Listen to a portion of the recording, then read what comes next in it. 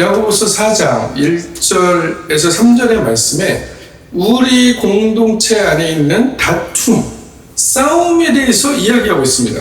공동체 안에 다툼과 싸움이라는 것이 존재한다.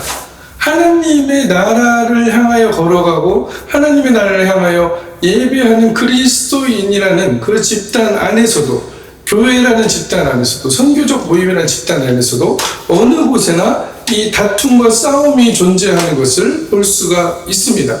우리의 싸움과 다툼은 어디서 나느냐?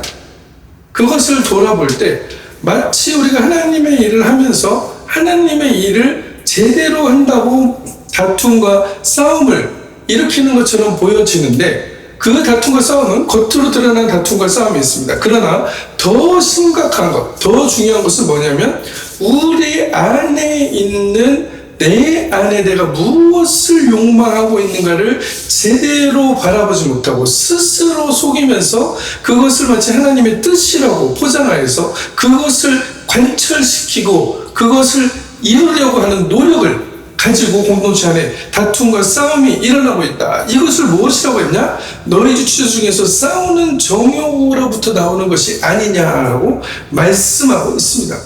무슨 것이 그 싸움의 정욕인가? 내가 공동체 안에서 예수님과 같이 있던 제자들의 공동체에서 어떤 일이 있었습니까? 제자 2명이 와서 어머니와 함께 와서 뭐라고 그랬어요? 내 아들을 당신의 우편에, 저쪽 아들은 당신의 또 다른 편에 앉게 해주세요 라고 얘기했습니다. 그들의 생각은 어떤 생각이었어요? 하나님의 나라가 이 세상과 같이 높낮이가 있다고 생각했어요. 왕의 자리가 있고 또 신하의 자리가 있고 그냥 일반인들의 자리가 있다라고 하나님의 나라를 잘못 해석했습니다. 어떤 이들이 저번 주에도 말씀드렸지만 성경의 그 말씀을 가지고 해의 영광이 있고 달의 영광이 있다고 하면서 이 세상의 개념을 성서에 집어넣어가지고 해의 영광이 달의 영광보다 크고 별의 영광보다 크고, 그렇기 때문에 하늘에 가서도 높낮이가 있다라고 얘기하는 사람들이 있습니다. 그것을 실제로 보고 왔다고 얘기하는 사람들이 있어요. 그러나 그들이 본 것은 무엇이었습니까? 그 다름을 본 것이겠죠. 그 영광의 다름. 하나님께서는 무엇을 말하셨습니까? 영광이 있다. 그 다른 영광들이 있다는 것을 얘기했습니다. 하나님께서 주신 그 영광들은 어디에서 오는 영광들이냐? 내가 하나님께 얼마나 그 진실한 마음으로 어떠한 부분에서 헌신했는가를 가지고 하나님께서 나의 삶 가운데서, 나의 달란트 안에서 그것을 풍족하게 채우시는 놀라운 기적의 역사들을 드러내신 그 영광을 하나님의 나라에서도 그 영광을 가지게 할 수 있다. 그 영광을 가지고 살아가게 하신다는 것을 말씀하고 있는 것입니다. 그런데 이 세상의 잣대를 가지고 세상의 돈으로 성경을 보니까 어떻게 돼요? 싸우는 정욕으로부터 이 공동체 안에 다툼이 일어나게 된다라고 얘기하고 있습니다. 예배하는 것도 서로 자기 예배가 하나님께 받아들이길 원하는 마음으로 예배를 드리고 있어요. 내 예배가 하나님이 더 사랑하실 거야. 내 예배를 하나님이 더 받아들일 거야. 그것이 무엇이었습니까? 그것이 바로 가인의 제사였어요. 가인의 제사였습니다. 그것이 어떻게 드러났습니까? 가인은 자신의 제자가 받아들여지지 않자 몹시 분하여 안색이 변하였다라고 얘기하고 있습니다. 예배는 인간이, 피조물이 하나님으로부터 연결된 하나님의 자녀들이 하나님께서 하신 일을 드러내며 하나님이 나의 삶 가운데서 어떤 영광스러운 일들을 이루셨는가를 찬양하고 감사하고 기뻐하는 그 순간이 예배라는 것을 얘기하고 있습니다. 우리가 주일에 규정적으로 모여서 예배하는 것도 그러한 이유 때문이죠. 한 주 동안 하나님께서 우리에게 어떠한 일들을 이루시고 얼마나 기적적인 일들을 이루셨는가를 드러내면서 그것을 감사하고 찬양하는 것이 바로 이 예배의 자리다. 근데 무엇이라고 그랬어요? 거기에 하나님께서 그 예배를 통해서 바로 보답이 나타나지 않고 바로 응답이 나타나지 않는 것처럼 보여지자, 받아들여지지 않는 것처럼 보여지자 가인이 어떻게 됐어요? 분하여 안색이 변했다라고 얘기하고 있습니다. 분하여 안색이 변한 건 뭐예요? 내가 드리는 거는 무조건 받아들여준다는 거예요. 왜? 나는 하나님께 진심이니까. 나는 하나님께 정말로 열심히 예배 드렸으니까. 그런데 어떻게 됐습니까? 그것이 결국 어떤 일이 일어났어요? 공동체를 파괴하는 싸움과 다툼으로 일어났다. 너의 지체 중에 싸우는 정욕으로부터 공동체에서 그러한 다툼과 싸움이 나는 것이 아니냐라고 얘기하고 있습니다. 이런 자들에게 어떤 결과들이 일어나냐? 아무리 열심히 하고 아무리 하나님께 기도하고 예배한다고 해도 욕심을 내어도 얻지 못하며 살인하고 시기하여도 능히 취하지 못한다라고 얘기하고 있습니다. 왜? 살인한다는 거예요. 그 형제를 미워한다는 거예요. 미워하는 마음조차도 살인한다고 얘기했습니다. 어디에서 나오는 미움이에요? 그것을 시기함으로 저 사람은 왜 잘 되지? 저 사람은 왜 하나님께서 예배를 받으신 것처럼 보이지? 내 예배는 왜 안 받으셨지? 이런 싸우는 정욕으로부터 하나님께서 분명히 나의 예배도 받으셨을 것으로 믿고 그것을 기다리며 하나님의 영광이 드러났을 것을 기다리며 걸어가면 되는 것인데, 그 안에서 이 사람과 같이 그렇게 드러나지 않는다는 그 비교 때문에 어떤 일들이 일어났어요? 내 예배는 하나님께 진실함을 받아들이는 예배가 되지 않았다. 결국 어떤 예배였다? 싸우는 정욕으로부터 난 예배였고, 싸우는 정욕으로부터 난 기도였고, 싸우는 정욕으로부터 난 하나님의 일이었다라고 얘기하고 있습니다. 이것을 하나님의 일이라고 하나님은 얘기하지 않는다.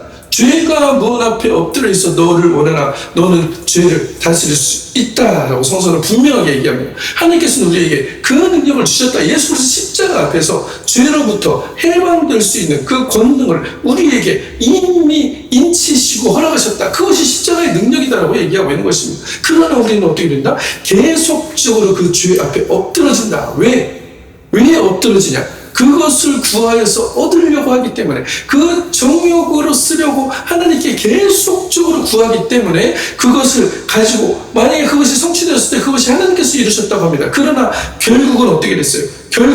그 마음 안에 깊이 숨겨져 있는 하나님을 대적하는 죄악들을 다스리지 못하고 그는 쓰러졌다는 것을 얘기하고 있습니다. 결국에서는 그 구함이 어떻게 됐어요? 이루는 것 같았으나 이루어지지 못하고 나의 삶에 오히려 방해가 되고 저항이 되고 하나님을 향하지 못하게 하는 그 방해 요소가 되어버렸다라고 얘기하고 있습니다. 이런 것들을 잘못 구함의 결과물이다라고 성서는 분명히 얘기하고 있어요. 결국 가인은 어떤 일들을 이뤘습니까? 들에서 아합에게 이르러서 그를 쳐서 죽였다. 최초로 살인한 자라고 얘기하지만 이미 쳐 죽이기 전에 가인의 마음에서는 아벨을 수십 번 수백 번을 죽였다는 것입니다. 얻지 못한 인정, 채워지지 않는 욕심이 결국 다툼을 넘어 살인으로 번진 것이다. 예배의 자리에서까지 이것이 일어나고 있다. 기도의 자리에서까지 이것이 일어나고 있다. 순수하게 하나님만 바라보고 있다는 그 교회에서까지 이러한 일들이 심하게 일어나고 있다는 것을 이미 창세기 4장 3절에서 8절에 증거하고 있다는 것입니다. 인간의 모습이 이렇다. 이렇기 때문에 인간은 사실은 희망이 없다는 것이에요. 어디에 희망이 있다? 예수 그리스도의 그 자유하는 십자가의 복음 안에 우리 안에 희망이 있다는 것을 얘기한다는 것입니다. 우리가 이 안에 내 정욕으로 쓰려고 구하는 그 신앙 안에서 예배하고 기도하는 것들을 우리가 제대로 바라보지 못하고 그것을 제대로 지적해내지 못할 때, 제대로 이것이 내 모습입니다라고 스스로 고백하지 못할 때 진정한 회심은 없다. 진정한 회심 없는 진정한 구원은 없다라고 성서는 분명하게 얘기하고 있는 것입니다. 인간의 갈망 자체가 문제가 아니다. 이 갈망이 어디로 향하고 있는가가 문제라는 것을 성서는 분명하게 얘기하고 있습니다. 인간의 갈망 자체는 창조 때 하나님이 심어두신 선한 표지이나 타락 이후 그 갈망은 방향을 잃어 자기 충족을 향한 무한한 욕구로 굳혀져 버렸다. 굳어져 버렸다. 우리 DNA에 새겨져 버렸다라고 얘기하고 있습니다. 그것이 마치 절대적인 것처럼 믿고 살아가게 만들어 버렸다라고 얘기한다는 것입니다. 사람의 마음에는 항상 이렇게 선택하게 되는 두 길에선 열망이 있습니다. 이것을 하나님의 나라를 향하여 사용한다면 이것은 하나님을 향한 비전과 소망이 되는 것이고, 하나님의 나라를 사용하는 것처럼 하면서 나의 욕망을 정욕으로 쓰려고 구한다면 그것은 나의 욕망으로 되어진다라고 얘기하고 있습니다. 이 열정적으로 망한다, 바란다는 것은 그 자체로 죄가 아니라는 것을 얘기하고 있어요. 그러나 같은 열망이면 어떤 사람에게는 그 하나님의 일 안에서 그 풍성함과 수고와 나눔의 열매로 어떤 사람에게는 집착과 파괴의 끝을 맺게 된다라고 얘기하고 있습니다. 이 선택의 두 갈래의 끝은 상당히 심각한 다른 방향의 결과가 나온다. 잠언 21장 25절 26절 게으른 자의 욕망이 자기를 죽이나 이는 그 손이 일하기를 싫어함이라. 어떤 자는 종일토록 탐하기만 하나 의인은 아끼지 않냐고 베푸느니라. 이렇게 얘기하고 있습니다. 탐하기만 하나. 나는 탐하지 않아요. 내가 일하는 것은 모두 하나님을 위해서 하는 것입니다 라고 하면서 궁극적으로 자신을 드러내려 하고 궁극적으로 자신이 한 일이 받아들이지 않으면 분노하고 분한 마음을 품고 있는 것이 과연 내 마음이 아닌가라는 것을 우리는 돌아봐야 된다는 것입니다. 우리에게 계속적으로 무엇을 얘기하고 있어요? 이 얘기가 다른 사람의 얘기가 아니고 나의 얘기다. 나에게 비춰주는 거울이다라고 얘기하고 있다는 것입니다. 이것을 통해서 무엇을 이루라는 것이에요? 하나님께 두렵고 떨림으로 매일매일 내가 죽는 그 구원을 이뤄가라라고 성서는 말씀하고 있다는 것입니다.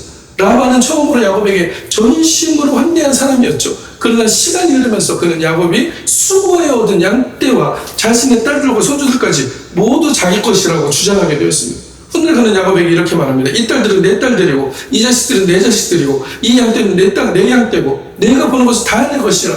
처음에 감사와 환대가 있었던 관계가 어느 순간 소유와 집착으로 바뀌어져 버렸다고 창세기 31장 22절에서 43절에서는 말하고 있습니다. 하나님은 우리의 필요를 채우기 위해 오시는 것이 아니라 우리의 필요 자체를 그분 앞에 내려놓는 법을 가르치기 위해서 오신다라고 성서는 분명하게 말씀하고 있습니다. 내가 뭐가 없어요. 내가 뭐가 없어요. 이것이 부족해요. 이것이 부족해요. 라고 하는 것을 계속적으로 구하고 찾는 것이 마치 하나님께 기도하는 것이라고 착각하는 것이 아니라 이것이 1차적인 기도라면 이것은 이방인들도 구한다라고 분명히 예수님께서 말씀하고 있습니다. 예수님께서는 우리에게 어떻게 기도해야 될까를 얘기하면 하나님의 뜻이 하늘에서 이루어진 것처럼 이 땅에서도 이루어질 것을 구하라라고 말씀하고 있는다는 것입니다. 그것은 우리의 필요 자체를 하나님 앞에 내어놓고 하나님께서 그 필요에 이미 채우신 자가 되심을 고백하는 자로 나아가는 것이 바로 우리의 신앙의 가장 근본적인 부분이라는 것을 말씀하고 있다는 것입니다. 내 마음속에 있는 열망 가운데 하나님께서 주신 선한 뿌리를 선택하고 있습니까? 아니면 이미 왜곡된 자리에서 이 세상이 얘기하고 내 DNA에 그대로 박혀있는 그 생존의 법칙대로 그것을 선택하며 살아가려고 하고 있습니까? 원래 감사를 드렸던 라반처럼 그 관계를 어느 순간 나의 소유물로 바꿔버린 경험은 없습니까? 교회도 소유가 될 수 있어요. 선교단체도 소유가 될 수 있어요. 자녀들도 소유가 될 수 있어요. 모두가 다 내 것이라고 얘기합니다. 그러나 나의 것은 은사도 마찬가지. 내가 하나님께 은사 받았으니 이것은 내 것이야. 내가 할 때마다 마음대로 이것들이 내 은사가 나타날 거야 라고 얘기하는 은사주의자들, 하나님은 하나님의 때에 당신을 통하여서 그 은사를 사용할 뿐입니다. 당신이 소유한 것이 아니라는 것을 기억하시길 바랍니다. 내 것이라고 얘기할 때 그것은 이미 아담이 선과 악을 알게 하는 나무의 열매를 먹으려는 그 잘못된 욕망과 열망으로 나의 것이라고 주장하는 것입니다. 그렇게 됐을 때 어떻게 된다? 그것은 모두 바람이 나는 겨와 같은 결과를 만들어낸다는 것을 말씀하고 있습니다. 사울이라는 왕이 있었죠. 누구도 처음부터 다투는 사람으로 태어나진 않았습니다. 문제는 언제 어떻게 그 마음이 비교와 시기로 옮겨져 가는 그 시간이 있었는가? 그때 내가 어떤 선택을 해서 나는 그 하나님의 자리에 머물러 있었는가? 아니면 그 비교와 시기의 자리로 나도 모르게 옮겨져 가가지고 계속 시기와 다툼이 나는 공동체를 만들고 있는가를 얘기하고 있다는 것입니다. 사울의 이야기는 그 전략의 과정을 보여주는 정직한 거울이다. 사울이 심히 넘어요. 그 일을 불쾌하게 여겨 이르되 다윗에게는 만만을 돌리고 나에게는 천천만을 돌리니 그가 더 얻을 것이 나라밖에 무엇이냐고 그날로 사울이 다윗을 주목하였더라. 사무엘상 18장 8절에서 9절에 말씀하고 있습니다. 다윗을 주목했다고 얘기하고 있습니다. 계속 관심을 가지고 갔다는 거예요. 왜? 나의 경쟁자이기 때문에. 쟤는 나의 경쟁자야. 나는 천천인데 쟤는 만만이라고 얘기하네. 어디에 관심이 있어요? 사람들의 반응에 관심이 있다는 것입니다. 하나님의 사람들은 사람들의 반응에 관심이 없습니다. 사람들을 무시한다는 얘기 아니에요. 그것이 그들의 판단의 기준이 된다는 것이 아닙니다. 천천을 통하여서도 하나님께서 영광 받으셨으면 감사하며 살아갈 수 있는 것, 이것이 바로 하나님의 나라의 잣대이다. 만이든 천이든 그 숫자가 중요한 것이 아닌데 그 숫자 안에 매몰돼가지고 교회가 크면은 내가 무슨 회장 CEO 같이 거들먹거리고 다니고, 교회가 작은 목사들은 기가 죽어가지고 어깨에 축 늘어져 다니고, 하나님의 일을 하고 내 양을 먹이고 내 양을 치라고 얘기하는 사명을 받은 목사들이 그곳에서 자신의 사명과 자신의 자존감을 하나님으로부터 찾지 못하고 밖에 있는 숫자들에 얽매여서 이 세상의 가치에 얽매여가지고 거기에 가치를 두고 살아가기 때문에 여기는 하나님이 많이 역사하셨고 여기는 역사 안 한 것이라고 얘기하는 그 잘못된 가치 판단을 가지고 자기 스스로의 자존감을 버려버린 사람들이 많다. 하나님의 나라는 그곳에 있지 않다라고 분명히 하나님은 얘기하고 있습니다. 사울은 처음으로 왕으로 세움받던 날 자신을 짐보따리 사이에 숨길 만큼 겸손한 사람이었다. 그러나 여인들이 다윗을 노래하며 사울을 천천히고 다윗은 만만이라 외치는 소리를 들은 뒤로부터 그의 마음은 완전히 변화되었다라고 얘기하고 있습니다. 변화되었는데 어떻게 변화되었어요? 이 세상의 기준에 맞는 사람으로 변화되어져 버렸다. 그는 다윗을 주목하기 시작하고 이튿날에 손과 창을 들고 다윗을 향해 던졌습니다. 겸손했던 사람이 비교와 시기로 무너지는 그 순간 그곳에는 긴 시간이 필요하지 않았다라고 사무엘상 10장 22절, 18장 6에서 11절에는 말씀하고 있습니다. 죄는 개별 행위 이전에 이미 하나님의 나라의 질서로부터 이탈한 관계의 상태다라고 얘기하고 있습니다. 사람은 그 이탈된 관계, 하나님의 나라로부터 이탈된 관계 안에서 스스로도 알지 못한 채 점점 멀어져 간다. 스스로도 알지 못한 채. 중요한 겁니다. 성서에서는 스스로 속인다라고 얘기하고 있습니다. 나는 계속적으로 하나님과 관계 안에 있다라고 얘기하는데 내가 만들어내는 결과물은 뭐예요? 공동체 안에서 내 안에 가지고 있는 그 숨겨진 욕망을 가지고 공동체를 분열시키고 공동체를 시기와 다툼과 그 수많은 분열로 이끌어간다라고 얘기한다는 것입니다. 기본적으로 가지고 있는 그 잘못됨의 부분들이 어디서 오는가를 근본적으로 우리가 짚어내지 못한다면 그것을 안고 품고 가는 것은 골문 상처를 그대로 돋는 것과 같다. 이것은 그 부위를 썩어 문드러지게 한다는 것이다 라고 성서는 분명하게 얘기하고 있습니다. 회개 없는 용서는 없다는 것을 분명히 예수님은 말씀하셨어요. 다시는 이와 같은 일을 하지 말라고 분명히 말씀하셨습니다. 그런데 그 일을 용서함으로 인해서 계속적으로 똑같은 잘못들을 반복하고 공동체에서 시기와 다툼과 분쟁의 일들을 만들어내고 내가 예수님의 우편에 서 있는 것처럼 그렇게 착각을 하면서 살아간다면 그것은 분명히 하나님의 나라를 향한 분명한 모습들은 아닐 것이라는 것을 성경은 얘기하고 있다는 것입니다. 우리가 처음 부름받았을 때 그 겸손함 지금도 내 안에 여전히 살아있는 것. 누군가 나를 비교하기 시작함부터 내 마음에 무엇이 자라가기 시작했는가를 기억하시기를 바랍니다. 비교의 열매가 아니고 부르심의 열매로 살아갈 것을 오늘 선포하시길 바랍니다. 다시 한번 부르심의 열매로 살아갈 것을 선포하시길 바랍니다. 시기의 자리에서 이제는 감사의 자리로 옮겨감을 선포하시길 바랍니다. 왕을 세우려는 그 사람들 어디에 있었습니까? 사무엘상 8장 1절 17절에 사무엘이 늙었는데 그 아들들이 이스라엘의 사사로 삼았으나 어떻게 됐어요?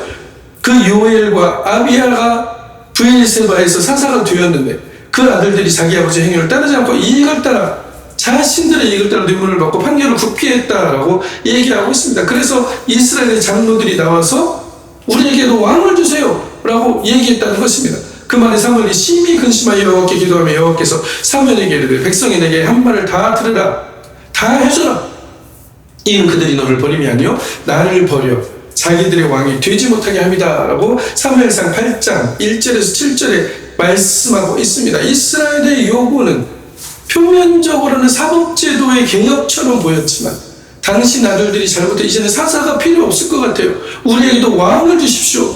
본질적으로 하나님의 직접적인 통치를 인간 세상의 기준에 맞춰서 가시적이고 인간적인 통치 구조로 대체하려는 시도였다는 것을 말씀하고 있습니다. 이 안에 숨겨진 정욕, 숨겨진 욕망, 개혁과 진실함이라는 것을 핑계로 하나님의 나라를 바로 세우라는 것을 핑계로 그 안에 무엇이 있었어요? 숨겨진 욕망이 있었다. 이것은 언제 드러나냐? 우리가 하나님의 나라의 일을 하는 그 선택의 과정에서 열매로 드러난다. 어떤 열매로 드러나냐? 많은 공동체의 사람들을 시기와 질투와 분열로 이끄는가 안 이끄는가에 있다라고 얘기하고 있습니다. 사무엘은 늙었고 그 두 아들 요엘과 아비야는 아버지의 길을 따르지 않고 계속적으로 뇌물을 받아 판결을 굽게 하였습니다. 이 얘기는 실제였습니다.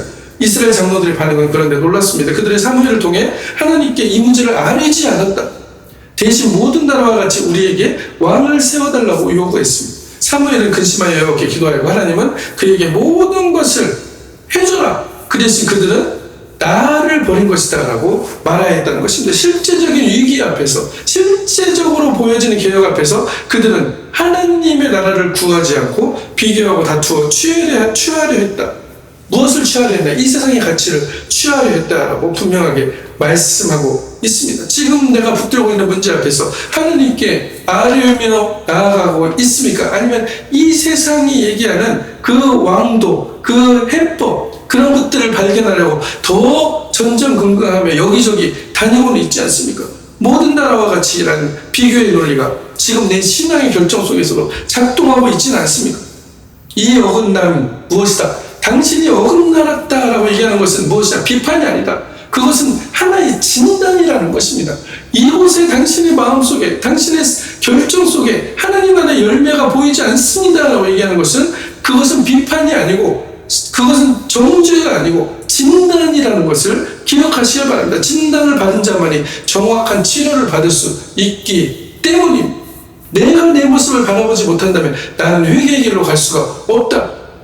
매일 우리가 회심하면서 하나님 앞에 온전하게 나의 삶이 정말로 매일매일 내가 죽는 나를 덜어내는 그 삶을 살고 있는가? 순식간에 바뀌어지는 것이 아니고 나를 덜어내므로 인해서 계속적으로 하나님의 나라의 뜻들이 내 삶에 이루어지는 선택을 하는 용기 있는 존재로 내가 살아가는가라는 것을 기억하시길 바랍니다. 나의 문제를 사람의 방법으로 해결하는 조급함을, 내려놓음을 선포하시길 바랍니다. 하나님을 왕으로 인정하는, 왕이라는 것은 무엇이에요? 나의 모든 것을 이미 알고 계시고 나의 모든 삶 가운데서 나의 배경이 되셨다는 것을 얘기하고 있습니다. 이것이 바로 우리의 자존감의 근원입니다. 자꾸 자존감을 어떤 성과나 결과나 사람이나 사람들의 칭찬에서 찾으려고 하기 때문에 자존감이 사라지는 것입니다.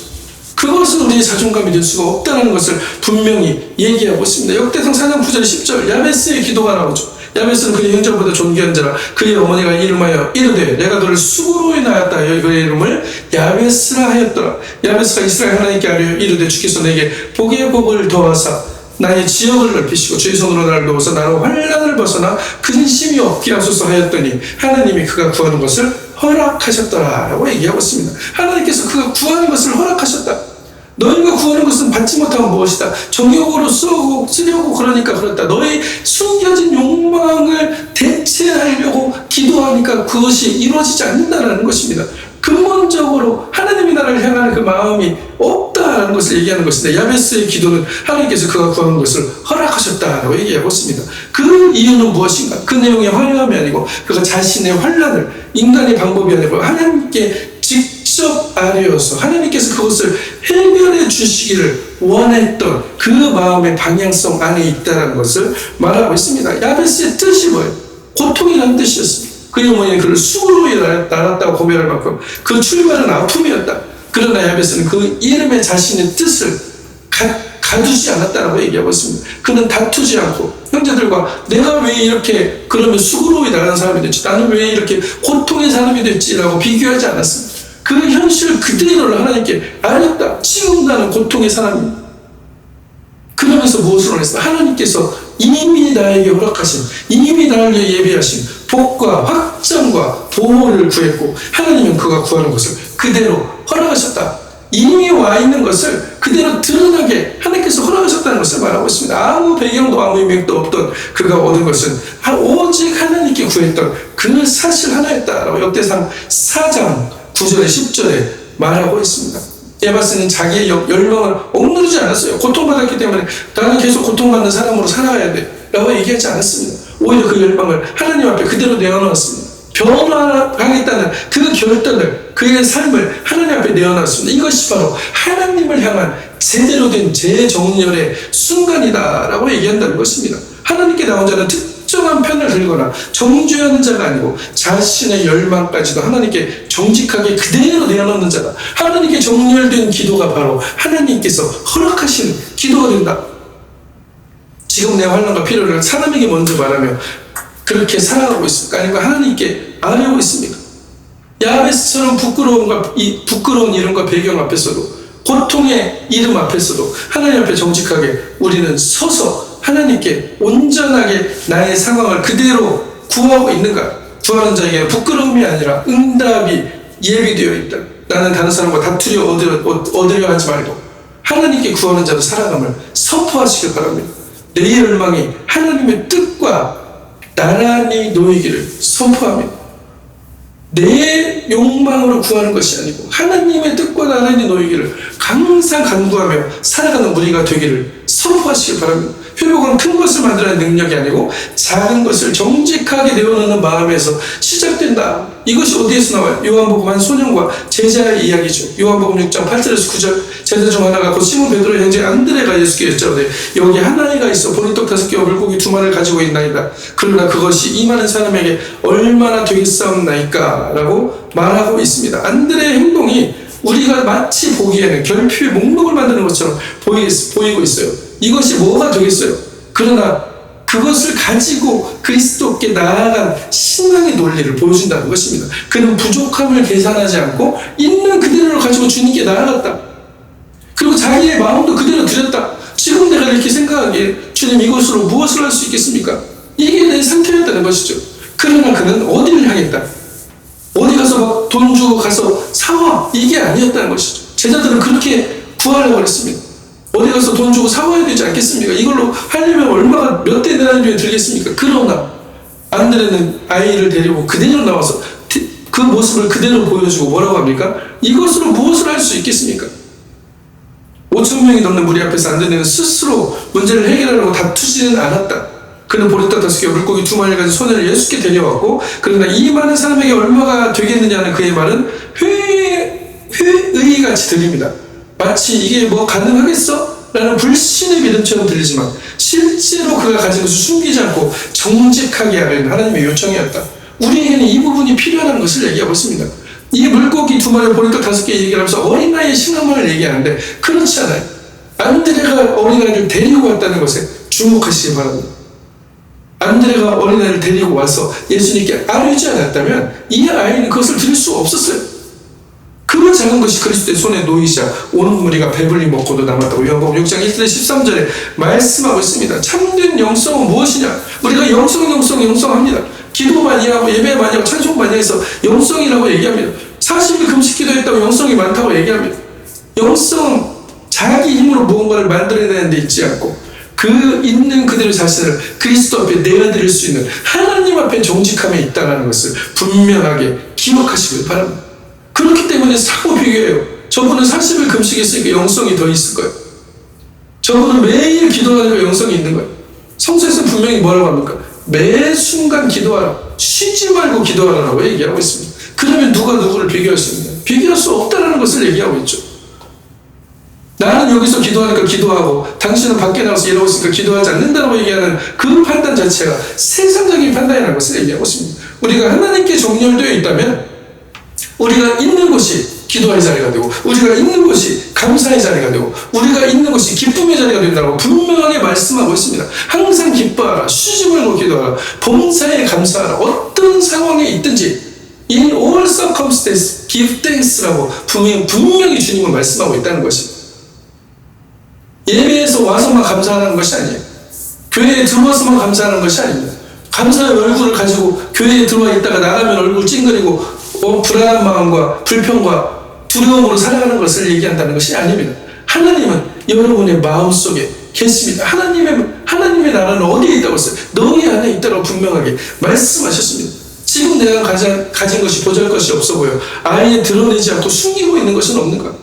다투어내어 만들려고 어떤 결과를 만들어서 사람들에게 보여서 정말 잘했네라고 하는 것보다 오히려 있는 그대를 아뢰는 정직함이 내게 있는가? 5개의 떡과 2마리 물고기면 충분한데 이 물고기가 있음을 발견하고 아이를 데려온 그 안드레의 그 신앙 중요하면 이것으로 무엇을 할 수 있겠습니까? 주님의 손에 붙들렸을 때 하나님께서는 놀라운 기적의 역사를 이루신다는 것을 발견하시기를 바랍니다. 나는 가진 것을 숨기지 않고 정직하게 아뢰는 자로 살아감을 선포합니다. 내 기도가 다툼이 아니고 정욕으로 쓰고 구하는 것이 아니고 정직한 아뢰미 되기를 선포합니다. 가인의 다툼도 사울의 시기도 이스라엘의 왕정 여부도 모두 결핍의 시작에서 시작되었다. 나의 결핍을 보고 나는 이만큼이 안 되네. 저 사람은 저만큼이 되네. 라는 것을 시작했다는 것이에요. 야베스와 안드레는 같은 결핍 앞에서 하나님을 구하였다. 부족함이 없는 삶으로 이끌림을 받았다라고 얘기하고 있습니다. 우리를 향한 비전도 바로 이것이에요. 오늘 말씀이 주는 비전. 마태복음 6장 31절에 33절 그러므로 염려하여 이르기를 결핍을 보고 두려워하지 말고 그것을 가지고 불안해하지 말고 두려워 떨지 말고 염려하여 이르기를 우리가 무엇을 먹을까 무엇을 마실까 무엇을 입을까 하지 말라. 이는 다 이방인들이 구하는 것이라. 너희 하늘 아버지께서 이 모든 것이 너희 있어야 할 줄 아신다. 너희는 먼저 그의 나라와 그의 의를 구하라. 그리하면 이 모든 것을 너희에게 더하시리라라고 말하고 있습니다. 그의 나라와 그 의는 뭐예요? 하나님께 예배하고 기도하고 그렇게 살면 그게 그의 나라 그 의를 구하는 것입니까? 첫 번째는 그렇게 되는 것이 맞죠. 그러나 그 예배와 그 기도와 찬송 가운데 무엇이 있어야 되나? 진정으로 하나님을 신뢰하고 하나님께 예배하고 하나님께 감사의 기도와 찬송과 예배가 들어가는 것인가? 아니면 내가 불안하고 결핍해서 그 결핍을 채우려고 와가지고 기도하고 예배하고 찬송의 자리에 있는가를 말하고 있다는 것입니다. 하나님의 나라와 의를 구한다는 것은 이미 받은 줄로 여기고 내게 부족함이 없게 하신 그 하나님께 감사와 찬송의 제사를 드린다. 현실에 드러나지 않은 상황에서도 그것을 드릴 때 하나님께서는 어떻게 하시나? 우리에게 믿음의 실상을 보이신다라고 말씀하고 있습니다. 예수님은 여기서 하늘 아버지의 나라와 의를 먼저 구하는 자, 구하지 않는 것들까지 신실하게 채워주시는 하나님의 성품을 선언하고 계십니다. 이는 결핍을 향한 염려가 아니고 우선순위를 향한 요청이었다. 이거는 어디다가 우선을 둔다는 게 아니에요. 사실 있는 사실 그대로를 알아차린다는 것입니다. 이것이 가능해야 우리의 삶에 제대로 된 복의 복을 더함의 역사들이 일어난다라는 것을 말씀하고 있습니다. 우리에게 부족함이 없다는 고백은 현실을 부정하라는 것이 아니에요. 우리의 필요를 하신 하나님께 있는 그대로를 하나님께 정직하게 말씀을 하라는 것입니다. 그것이 바로 하나님의 나라를 구하는 중요한 역할을 하게 된다. 나는 하나님 안에서 풍요와 자족을 함께 누린 자로 살아갈 것을 선포합니다. 하나님께서 채우시려는 내가 오늘 내 삶의 현실로 드러날 것을, 내 믿음을, 내 바라는 것들 현실로 드러나가게, 실상으로 드러나게 하실 것을 선포합니다라고 선포하시길 바랍니다. 이 시간 이후 성도 각자의 삶이 다툼이 아니고, 우리 각자의 삶이 다툼이 아니고 하나님께 아는 기도, 결핍이 아니고 부족함이 없는 은혜와 풍성함으로 채워지시기를 축복합니다. 구하지 아니해서 얻지 못하는 그 자리에서, 때로는 구하여도 나의 정욕으로 쓰려고 구하는 그 자리에서 내려와서 이제는 하나님 앞에 담대히 아뢰는 자로 살아가시기를 축복하시길 바랍니다. 하나님 아버지께서는 그 나라와 의를 구하는 자에게 모든 것을 더하여 주시는 분이고 우리에게 부족함이 없을 정도로 넘치도록 하시는 분이시다. 우리 주 예수 그리스도의 은혜가, 하나님의 사랑이 우리의 삶 가운데 이미 와 있는 그 축복으로 드러난다는 것을 말하고 있습니다. 결국 그래서 어떻게 돼요? 이것들이 우리의 삶을 보고 정말 그렇구나, 내가 입으로만 선포하고 입으로만 그러고 다니는 줄 알았는데 하나님께서 정말 너의 다름을, 너의 구별됨을, 네가 다르게 행동하고 다르게 결정하고 다르게 살아가고 있음을, 교회 안에 있다고 구별되는 것이 아니고 밖에 있다고 이 세상에 휩쓸려가는 것이 아니고 당신의 선택과 당신의 생각과 당신의 그 추구하는 방향이 어디냐에 따라서 구별됨이 드러난다. 그 구별됨을 통해서 하나님의 기적의 열매들이 드러나는구나, 정말 하나님이 너를 통해서 일하시는 것을 이웃의 입술을 통하여 증거하는 그러한 기적의 주인공 되시기를 그리스도의 이름으로 간절히 축원합니다.